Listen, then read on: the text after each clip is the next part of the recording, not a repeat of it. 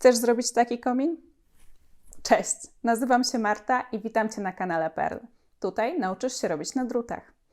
Ten tutorial jest skierowany dla osób zaczynających swoją przygodę z drutami. Zaczniemy od totalnych podstaw, a skończymy na własnoręcznie udziergonym kominie. Ok, jeżeli cokolwiek byłoby niejasne, piszcie w komentarzach. Zachęcam Was także do polubienia tego tutorialu, jeżeli Wam się spodoba, i do subskrypcji kanału. Dobra, co będzie Wam potrzebne? Będzie nam potrzebna włóczka. Włóczka. Nie byle jaka, bo włóczka na druty 9 mm. Potrzebujemy jej 190 metrów. Ja wybrałam taką włóczkę. Włóczkę Drops Snow firmy Drops. Polecam Wam albo tą, albo włóczkę Drops R, także firmy Drops. Wszystkie linki załączam Wam w opisie. Poza włóczką potrzebujecie też druty 9 mm na żyłce. Więc jeżeli chodzi o druty, to ja polecam Wam druty długie, dlatego że ten odcinek to znaczy właśnie długie druty, takie mniej więcej 12-13 cm. Łatwiej pracuje się generalnie na drutach długich. Druty powinny być połączone żyłką. Może być to żyłka zarówno wymienna, czyli odkręcana od drutów, jak i żyłka na stałe przymocowana do drutów. I cały ten komplet od końca druta do końca druta razem z żyłką powinien mieć 80 cm. Może być też 100 cm. Też się sprawdzi. Polecam Wam po wybraniu włóczki, włóczkę kupuje się w Passmanterii, po wybraniu włóczki zobaczyć ofertę Passmanterii, żeby nie chodzić osobno po druty. Możecie zobaczyć, co jest dostępne w Passmanterii i kupić tam druty. Ok, poza tym, poza drutami, poza włóczką, będą Wam potrzebne nożyczki. Nożyczki tak naprawdę jakiekolwiek, nie muszą być takie malutkie, mieć po prostu takimi wygodniej się pracuje. I poza tym warto w Passmanterii kupić sobie igłę do wełny. Igła do wełny to jest taka plastikowa albo metalowa igła z bardzo dużą dziurką i tempo zakończona najczęściej. Będziemy nią wyrabiać nitkę po zakończeniu robótki. Ok. I ostatnia rzecz, która nam się przyda, to znacznik. Znacznik do rzędów. Jak będziemy przerabiać nasz komin, będziemy używać drutów, będziemy chcieli zaznaczyć sobie początek robótki, początek rzędu. Możemy to zrobić specjalnymi markerami, albo tak jak ja zawiązałam sobie kawałek kontrastowej włóczki i będę jej używać jako znacznika. Jeżeli macie już skompletowane materiały, czyli 190 metrów włóczki, jeżeli kupujecie tą co ja, czyli Drop Snow, to 4 motki, druty na żyłce 80 lub 100 cm, wielkość drutów 9 mm, macie przygotowane nożyczki i igłę do wełny, to możemy zaczynać nasz projekt. Zapraszam. Weź sobie pierwszy motek. Motek ma 2 końce. Pierwszy koniec widzisz najprawdopodobniej. Drugi koniec jest w środku. W środku motka i od niego polecam Ci zacząć. Spróbuj go tam odnaleźć, wyciągnąć. Łatwiej Ci się będzie później pracować. Jeśli to się nie uda, to nie przejmuj się, możesz wziąć ten też widoczny koniec motka. Nie ma problemu. Dobra, jak już go masz, to odmierz mniej więcej 5 metrów włóczki. Ja to odmierzam długościami ramion. Moje rozpustarte ramiona mają 1,5 metra. Twoje pewnie też coś w tej okolicy, więc tak odmierzam 5 metrów. Ok, bierzemy druty i ten 5-metrowy koniec nasz kładziemy bliżej nas. Włóczka jakby z dłuższym końcem, dłuższy koniec włóczki kładziemy dalej od nas i nakładamy włóczkę na nasz kciuk i palec wskazujący, tak jak widzisz, jak to zrobiłam, jak to robię. I chwytamy 3 naszymi palcami Przytrzymujemy sobie tą włóczkę, bierzemy druty w prawą rękę, jeżeli jesteś praworęczna. Jeśli leworęczna, no to robisz lustrzane odbicie. Przytrzymujemy sobie kciukiem włóczkę i teraz będziemy nabierać oczka. Robimy to tak. Naszym drutem nasz drut przykładamy do podstawy kciuka. Przesuwamy tym drutem aż w górę kciuka, przesuwamy drutem w górę kciuka, aż nabierzemy oczko na drut. Mamy już pierwsze oczko na drucie.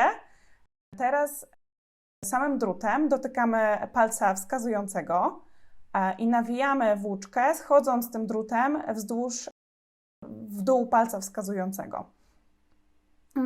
Macie oczywiście, jak ja to robię, dokładnie opisane. I teraz ostatni krok. Nakładamy pętelkę z kciuka na drut. Ok, jak już nałożymy pętelkę z kciuka na drut, to zaciskamy włóczkę. Włóczkę zaciskamy delikatnie. Nie chodzi o to, żeby ją zacisnąć na maksa na tym drucie, bo później będziemy w te powstałe pętelki wkładać drugi drut i on się musi zmieścić tam. Nie możemy za mocno ściągnąć, naprawdę delikatnie. I teraz mamy już dwa nabrane oczka, czyli 2 pętelki na drucie. Teraz będziemy kontynuować nabieranie oczek, dokładnie tak jak wcześniej, czyli przesuwamy drut najpierw od podstawy kciuka w górę, a później od wskazującego w dół. I przykładamy na koniec pętelkę z kciuka na drut. I ściągamy włóczkę delikatnie, zostawiając dużo luzu. Możecie więcej niż ja zostawić luzu, naprawdę to się przyda, później jest łatwiej pracować. Ok, teraz mamy już nabrane 3 oczka. Co dalej? Nabieramy kolejne. Ile ich nabieramy?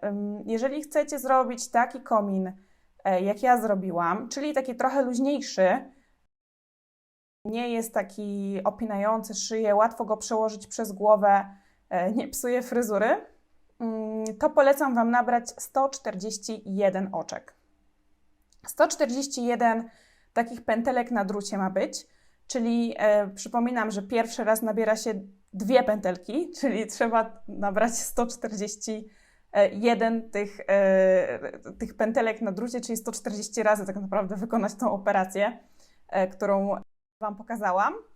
Jeżeli chcecie taki komin troszkę bardziej ścisły, bardziej przylegający do szyi, to nabierzcie 121 oczek. Dobra. Jak je nabierzecie? To spotykamy się na kolejnym etapie, czyli łączeniu w okrążenie naszej robótki. Jak już nabrałaś 141 oczek, albo 121, jak chcesz mieć komin troszkę bardziej opięty na szyi, to gratulacje, pierwszy krok za Tobą.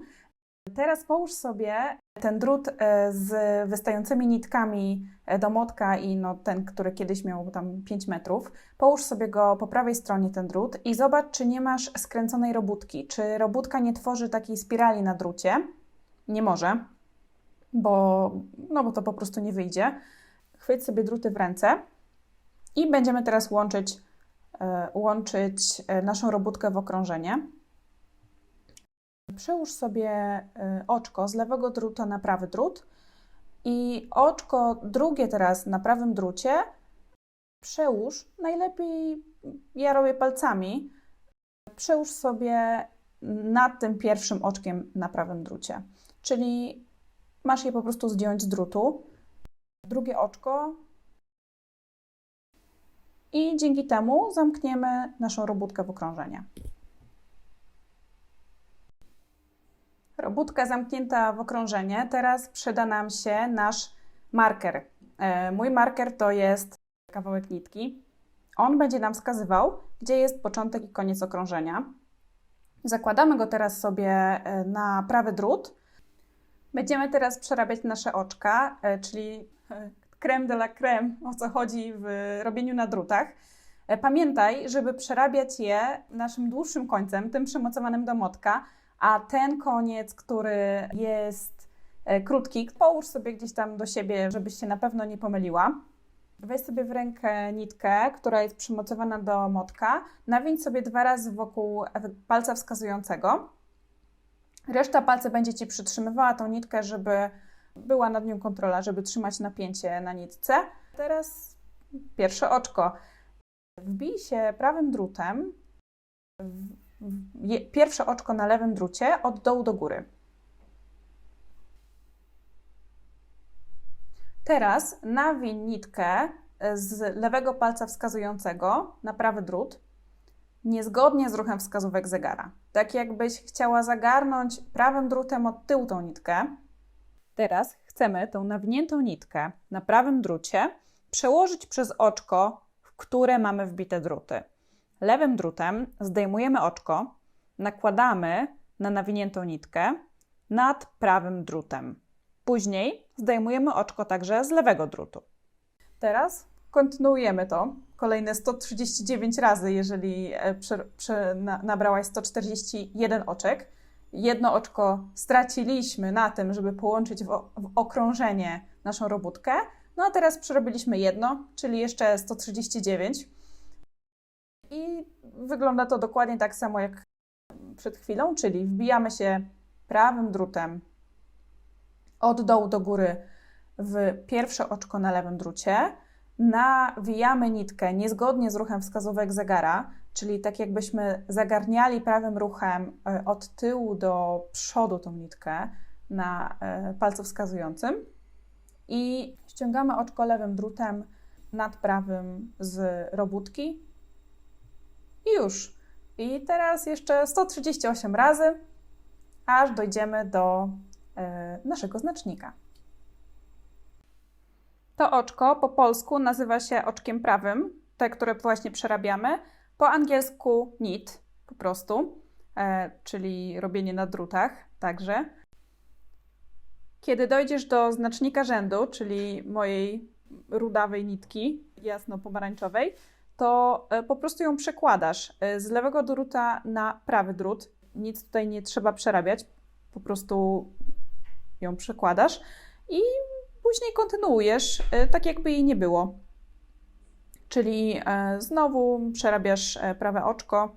Tutaj możesz ją przełożyć zarówno drutem, jak i po prostu palcami. I teraz robimy drugie okrążenie. Ile tych okrążeń zrobić? Trzeba zrobić 29 okrążeń. Jak to policzyć? Można sobie zapisywać, czyli jak już wykonasz jedno okrążenie, pierwsze, no to zaznaczasz sobie na kartce, że zrobione, po drugim, że zrobione drugie i tak dalej. Przerabiając kolejne rzędy, staną się dwie rzeczy. Najprawdopodobniej, po pierwsze, Twój komin będzie się skręcał. Tym zupełnie się nie przejmuj. Mój też, jak widać, tutaj się skręca, a gotowy produkt nie, dlatego że na końcu naszego procesu dokonamy czegoś takiego jak blokowanie.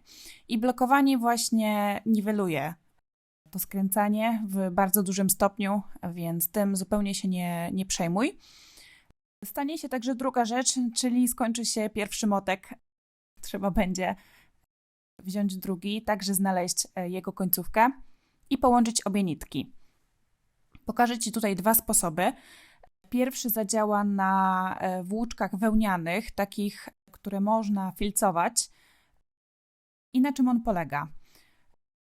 Polega na rozczesaniu tych końcówek obu włóczek, końcówek, które chcemy połączyć, rozczesaniu ich w palcach, rozdzieleniu, tak jakbyśmy rozdzielali takiego dreada.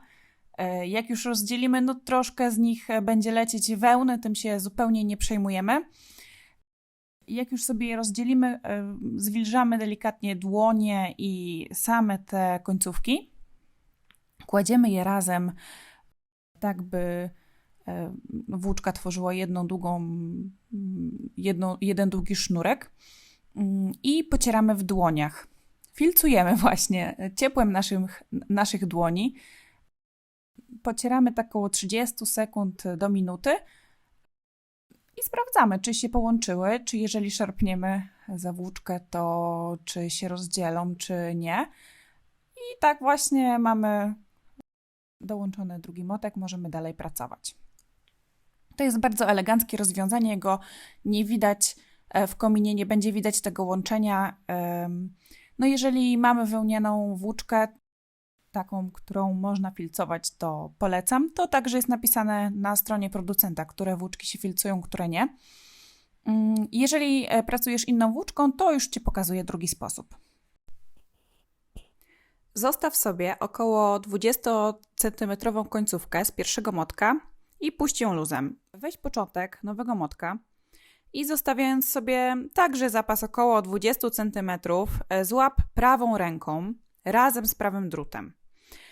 Przerabiaj sobie teraz nowym motkiem oczka normalnie i w miejscu łączenia na lewej stronie robótki będziesz miała takie dwie nitki i dziurę między nimi. I ten wariant łączenia włóczki jest bardziej uniwersalny, jednak także bardziej pracochłonny, bo później trzeba będzie te dwa końce włóczki wrobić w komin na lewej stronie i to na skos, by zakryć dziurę i by komin nie spruł się w trakcie użytkowania. Przy przerabianiu kolejnego okrążenia po dołączeniu nitki w ten sposób oczka w miejscu tego właśnie łączenia będą luźne. I to jest też normalne. Wystarczy ściągnąć po przerobieniu tych oczek, ściągnąć wolnymi końcami włóczki i wtedy one wrócą do swojego kształtu. Wrobieniem nitek wolnych końców zajmiemy się później i na razie po prostu przerabiaj dalej swój komin, aż skończysz 29 rząd robótki. Po przerobieniu 29 rzędów w 30 okrążeniu będziemy zamykać oczka. Pierwsze dwa oczka przerabiamy normalnie i później drugie oczko na prawym drucie przekładamy nad pierwszym oczkiem na prawym drucie. I tym sposobem zamknęliśmy nasze pierwsze oczko. I mamy jedno oczko na prawym drucie i 138 na lewym. Znowu przerabiamy jedno oczko z lewego drutu i przekładamy drugie oczko na prawym drucie nad pierwszym oczkiem na prawym drucie. I tak kontynuujemy zamykanie oczek, aż zostanie nam tylko jedno oczko na prawym drucie i wszystkie z lewego będą już przerobione i zamknięte. Polecam Ci robić jak najluźniej to zamykanie oczek, by zachować elastyczność komina. Na koniec zostanie nam tylko jedno oczko na prawym drucie. Wyciągamy je, by było większe niż zazwyczaj i odkładamy druty, nie będą nam już potrzebne. Włóczkę ucinamy, zostawiając kilkanaście centymetrów zapasu i przekładamy wolny koniec włóczki przez pozostałe to jedno oczko, zaciskamy. No i to koniec. Komin na drutach zrobiony, gratuluję. Właściwie to pozostała już tylko kosmetyka, którą się za chwilę zajmiemy. Teraz możesz przymierzyć swój komin. A później zapraszam Cię do wrabiania nitek. Wrabianie nitek zaczniemy sobie od tej nitki, którą przed chwilą ucięłaś, od samej końcówki robótki. Ja teraz próbuję zrobić rekonstrukcję takiego oczka łączącego właśnie początek i koniec tego zamykania oczek. Znajduję sobie pierwsze zamknięte oczko, przekładam przez nie igłę i nitkę oczywiście, zaciskam i teraz przykładam nitkę przez to ostatnie oczko, przez które była tylko przeciągnięta jedna nitka i to mi tak symuluje właśnie to jedno oczko, którego mi brakowało pomiędzy początkiem a końcem zamykania oczek. Teraz tą wolną nitkę będę wrabiać na lewej stronie komina. Ja mam taki sposób, że podążam za jedną z nitek w robótce, symulując jej przejście przez robótkę, żeby tej nitki wrabianej nie było widać na prawej stronie mojego komina. I tutaj możecie zobaczyć, jak celuję. Znalazłam sobie jedną nitkę w kominie i przykładam właśnie tak ten mój wolny koniec, podążając za nią. Wrabiam mniej więcej 10-12 centymetrów tego mojego wolnego końca i ucinam nitkę. Tutaj nic się nie spruje, nic nie widać ani na prawej stronie, ani na lewej stronie robótki wtedy. I co? Bierzemy kolejny wolny koniec, to jest akurat nasz początek robótki. On mi wychodzi często z prawej strony robótki, wtedy sobie przekładam go na lewą stronę i wyrabiam dokładnie tak samo, czyli wybieram sobie jedną nitkę, za którą podążam, symulując jej przebieg. Wtedy ta końcówka nie jest widoczna, ona wtapia się wtedy w naszą robótkę. Jeśli dołączałaś nitkę sposobem drugim, czyli zostawiałaś nitkę z pierwszego motka, brałaś z drugiego i po prostu przerabiałaś dalej bez filcowania w dłoniach, to masz jeszcze do wrobienia końcówki motków i zakrycia dziurki, która jest w kominie. Będziemy wrabiać nitki na skos, tak by zakryły dziurkę. Robimy to takim samym sposobem jak poprzednie nitki, czyli znajdujemy nitkę, za którą będziemy podążać wolnym końcem. Dobrze, jak ta nitka jest najbliżej tego wolnego końca, jak to możliwe, żeby przejście było możliwie gładkie. Najpierw wyrabiamy jedną, później drugą. Co najmniej 10 cm tej nitki trzeba wrobić, kilkanaście razy ją przełożyć i ucinamy końcówkę. Nic nie trzeba wiązać supełków, tutaj się nic jej nie stanie. Po wrobieniu wszystkich takich wolnych końców, początków i końców motków, nasz komin jest gotowy do blokowania. Blokowanie to tak naprawdę wypranie naszego wyrobu. Zgodnie z instrukcją producenta, na mojej włóczce napisane jest, by prać ręcznie w 30 stopniach, więc tak właśnie wybrałam swój komin. Ważne jest, by robić to delikatnie, nie rozciągać, nie wyrzymać, żeby nie zniszczyć po prostu swojej robótki. Dalej odciskamy nadmiar wody ręcznikiem z takiego komina i na świeżym, nowym ręczniku rozkładamy na płasko, by go wysuszyć. Wysuszyć na podłodze, jeżeli ręcznik jest zbyt mokry, to wymieńcie. I ja na samym początku przykrywam ręcznikiem moją robótkę także z góry, by rozprostować także tą wierzchnią warstwę komina, ale możecie po prostu w połowie suszenia obkręcić komin na drugą stronę i też będzie dobrze. I teraz, jeżeli już wysuszyliście komin, można go nosić. To blokowanie, to pierwsze pranie służy do tego, żeby komin właśnie ładnie się układał, nie rolował, dobrze wyglądał na szyi i żeby oczka w robótce trochę się wyrównały. To blokowanie właśnie powoduje. Na dzisiaj to już wszystko. Życzę Ci miłego użytkowania komina i zapraszam Cię na kolejny tutorial. Będziemy robić czapkę do kompletu. Będziemy stopniować sobie trudność, poznamy nowe techniki. Cześć!